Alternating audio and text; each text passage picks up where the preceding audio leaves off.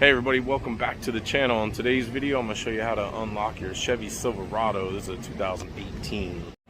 Alright y'all, we're over here at the Best Western and the customer locked his keys in the truck. So as always, I use Access Tools Super Air Jack. This is a little airbag bladder thing that fills with air. Get this from Access Tools online. If you're doing this yourself at home, you can go to Home Depot and get one out of the door and window aisle. It's not as good as this bag because it's made out of rubber, and this one's made out of Kevlar. This one slides to the door nice and easy. Well, if you get all the air out of it, that's the number one thing. You got to get all the air out of it and then slide it through the door like so. Sometimes it takes two hands. I'm gonna pause it for a minute. Okay, so like I said, it takes two hands. You got to hold the bag stiff, you know, and kind of saw it through the door frame with two hands, but get it in there like so. Give yourself like a 5-inch gap here at the top. Close your little air valve here just till it closes, and then pump that up. When that airbag fills with air, it's gonna pry your door outward, giving a gap so you can get inside. Once you see daylight like that, you got like a 1/2 inch to 3/4 of an inch of the door bowing out. You can go ahead and take your reach tool, is what we're calling it, and this is a green reach tool from Access Tools.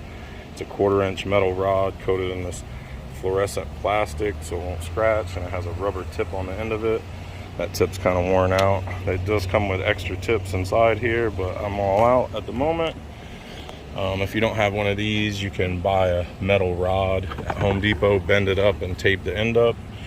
Come inside here, hook your inside door handle, and just rotate the tool clockwise like so, and that'll pull the handle, unlocking the vehicle. Go ahead and pull your tool back out. Open your air valve. That's going to let your door bend itself right back to where it came from.